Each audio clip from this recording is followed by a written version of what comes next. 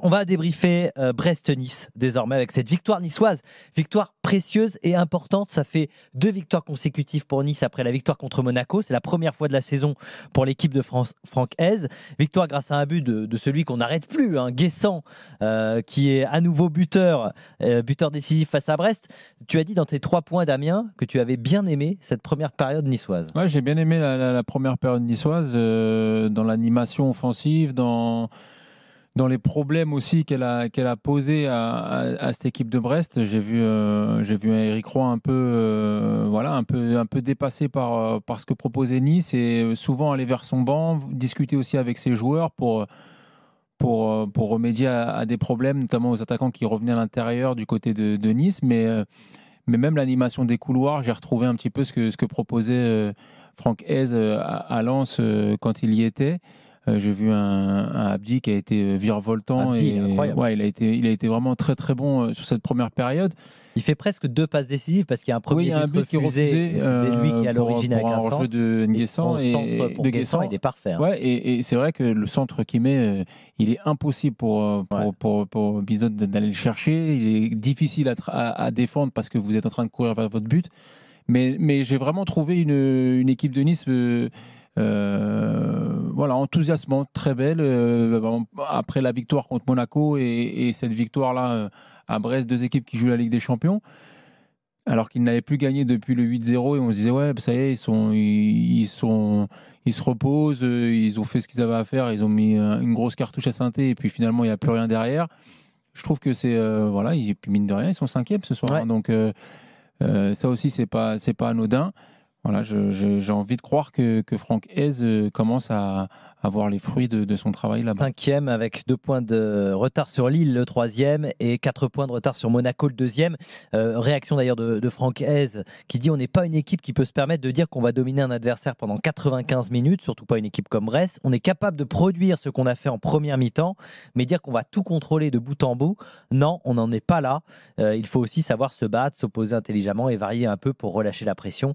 Voilà, mais il est satisfait évidemment de cette performance. Ah bah forcément, les Niçois qui ont quand même fait beaucoup de matchs nuls depuis le début de saison, s'imposer à Brest dans la forme où est Brest en ce moment, parce qu'en plus Doumbia il peut marquer à la dernière minute là, Ouais. ou dans les arrêts de jeu. Ouais. Donc non, mais c'est normal d'être très très satisfait.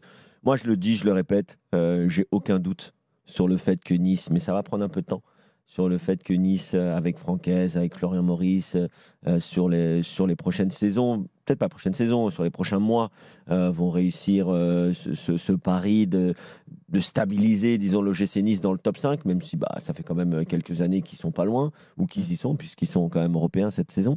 Mais moi, j'aime bien ce qu'il met en place. Faut pas oublier, comme je répète souvent, que cette équipe, c'est pas lui qui l'a choisie. C'est même pas Florian Maurice qui l'a choisi. Pourtant, il y a de la qualité, mais ça reste les choix des directions précédentes. Et pourtant, il arrive à faire d'un Evan Guessant, dont je dois avouer que Guessant, c'est quand même incroyable. Je ne croyais pas énormément.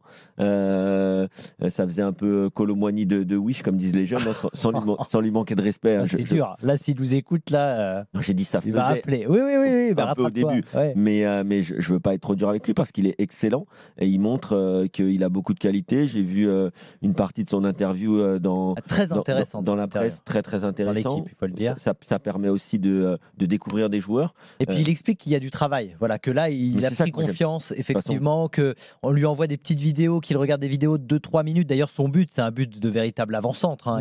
Il est à l'affût et il a travaillé là-dessus. Il a regardé aussi des vidéos de Berbatov contre un mur là, pour faire la même chose chez lui. Non, mais de toute façon, c'est simple. Il n'y a pas de secret. Quand tu es un jeune joueur, quand tu découvres le haut niveau, que tu sois un joueur confirmé, Dennis Bergkamp qui faisait toujours ses gammes encore à 32 ou 33 ans, parce que dans son pays c'est comme ça d'ailleurs, mais même à partir du moment où tu vois une telle interview, pour moi il y a une phrase que j'adore dans le foot: fais seulement ce que tu sais faire, mais fais-le bien. Mais par contre, ça ne t'empêche pas de progresser sur tous les aspects. Et la conscientisation de ce que tu dois améliorer, de tes qualités, mais aussi de tes axes d'amélioration, va pas plus loin si c'est un sportif de haut niveau. Un sport ou un très bon joueur de foot, qui soit même amateur, s'il sait ce qu'il sait faire et il sait ce qu'il doit améliorer et il met en place des choses pour le faire, Après, tu vas toujours rater des choses, mais en tout cas, si tu as cet état d'esprit, c'est que tu es un sportif de haut niveau et que tu vas dans le bon sens. Par contre, si tu penses que toi, tu sais faire ce que tu as à faire et que le reste, ils ne te comprennent pas ou c'est les autres qui doivent s'adapter à toi, là, par contre, tu vas être en grande difficulté. Ouais, puis il ne faut pas oublier une chose aussi pour Nice, tu as le retour de Laborde depuis quelques semaines maintenant, mais tu as l'absence de Terence Moffi aussi qui a fait du mal un peu à Franck S sur son début de saison, et finalement il s'adapte, et il y a des joueurs même comme Mohamed Ali Chaud qui émerge aussi. Abdi vraiment fait... Voilà, et tu nulle part, enfin, 30 ans, tu joues en Ligue 1 alors que tu n'as jamais mis les pieds, et tu es capable de donner la prestation qu'il a donnée en première mi-temps. Parce que juste avant, il a une prise de balle sur un grand pont à Kenilala, et sur la deuxième, il arrive justement à mettre cette passe D. Non, franchement, moi j'ai trouvé une équipe séduisante, et puis on n'en parle pas suffisamment, mais quand tu as un capitaine à plus de 40 piges qui donne de la voix comme il le donne, la grinta qu'il a, et ce qu'il insuffle aux jeunes de son équipe, c'est fabuleux. Alors, pour moi, Dante, c'est légende de la Ligue 1. Légende de la Ligue 1. C'est au même titre qu'un Hilton. C'est extraordinaire d'arriver à faire ça. Bien sûr. Comme par hasard, c'est deux Brésiliens. Comme quoi, les Brésiliens, quand ils sont sérieux, ils peuvent... Benjamin Nivet, les Brésiliens parlent. C'est vrai aussi. Bien sûr. Je veux dire, défenseur central, les Benjamin Nivetto. Ça, c'est plus italien. Les Brésiliens, quand ils sont sérieux, quand même, et qui sont très très professionnels, ils peuvent jouer jusqu'à très très longtemps. Alors on va parler de cette équipe de Brest aussi avec Quentin, supporter brestois qui nous rejoint dans l'after. Salut Quentin. Salut. Alors évidemment il y a eu deux mi-temps de la même manière, en miroir avec Nice. La première période a été compliquée pour ton équipe, Quentin. Du mieux en deuxième période, peut-être que tu estimes que le nul aurait été plus logique. Ouais, je pense qu'un nul aurait été mérité, surtout avec la frappe de Lesmelou qui est pas loin. Ouais. Je pense que ça change quand même la deuxième mi-temps si elle est au fond. Après, je suis quand même très déçu de la première mi-temps brestoise. Très déçu. Et comment tu l'expliques? Plus que poussif, c'était des pertes de balles sur des passes faciles. C'est pas l'équipe qu'on connaît, quoi. C'est ce qu'a dit Eric Roy. Il a dit on a vraiment été en dessous de notre niveau habituel en première mi-temps, surtout dans l'intensité, l'agressivité et la capacité à presser l'adversaire. En gros, Quentin, dès qu'il n'y a plus cette intensité, on a l'impression que ça peut être plus difficile évidemment pour Brest.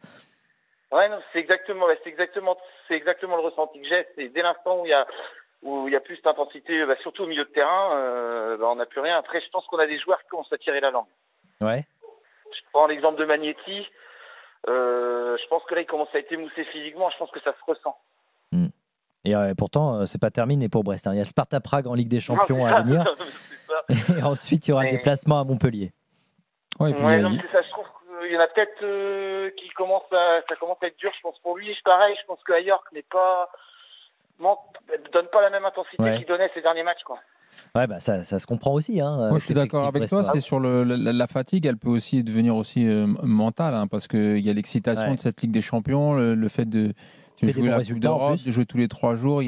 Ça joue sur l'état physique et sur l'intégrité physique des joueurs.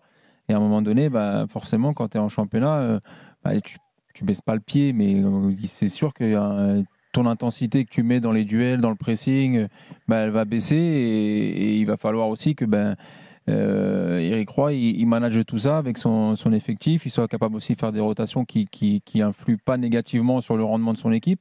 Et ça, c'est pas la profondeur forcément du banc de Brest qui va peut-être pouvoir lui apporter tout le temps, en tout cas. C'est ça la difficulté. Alors là, sur le banc, Chardonnay est resté sur le banc par exemple aujourd'hui. Il y a Pereira Lage aussi qui n'a pas joué. Doumbia est entré en jeu, mais c'est vrai que sinon, c'est difficile avec cet effectif, Quentin. Je suis pas forcément d'accord, parce que je pense que l'effectif en nombre, il est là. Pour jouer sur les deux tableaux. Ah ouais. T'as quand même Aïdara, Romain Fèvre, Jonas Martin, Salah, Doumbia. Romain Fèvre, je mets des doutes parce que depuis qu'il est là, j'ai l'impression que c'est l'ombre de lui-même depuis qu'il est revenu. Non, je pense que c'est l'ombre de lui-même depuis qu'il est parti plutôt. C'est ça. Oui, on va être d'accord. On est d'accord. Non, mais voilà, par contre, je crois qu'il est resté dans un avion en direction du Milan à un moment, je crois. Ouais, je pense que ça doit être ça, parce que il a même pas d'envie, on a l'impression qu'il est là, on se demande pourquoi en fait. Je suis très déçu. Par contre, à l'inverse, on voit des rentrées de Salah, je suis agréablement surpris par Salah, qui à chaque fois rentre, apporte quelque chose, quoi. J'aimerais le voir un petit peu plus. Oui, après, c'est un rôle vraiment pour lui, un rôle de joker pour Salah. Bon, en tout cas, Quentin, il y a le Sparta Prague, donc ça sera mercredi en Ligue des On Champions. rencontre quand même les équipes qui rencontrent Oui, bah, Brest en Ligue Ouais. des Champions. Sturm Graz. Sturm Graz, Sparta Prague, bon, ils ont fait un exploit, enfin, un petit Il y exploit a à eu Salzbourg. Leverkusen quand même, ouais. Oui, non, mais d'accord, mais même Leverkusen, quoi. T'as Salzbourg. rencontré 4 équipes de Ligue des Champions. Ah, c'est pas. Ouais, t'inquiète pas, il va y avoir la venue du Real Madrid. Oui, non, mais je sais bien, mais pour l'instant, Il y a une petite, ils font un petite bon visite parcours. aussi à Barcelone. Voilà, il y aura la petite visite à Barcelone aussi. Non, mais Non, attends, ça va si être tu joues sympa. Barcelone et qu'ils sont déjà qualifiés, par exemple. Ah oui, tu crois Ils vont qu'ils peuvent jouer la aller Masia. taper Barcelone là-bas? Pourquoi pas?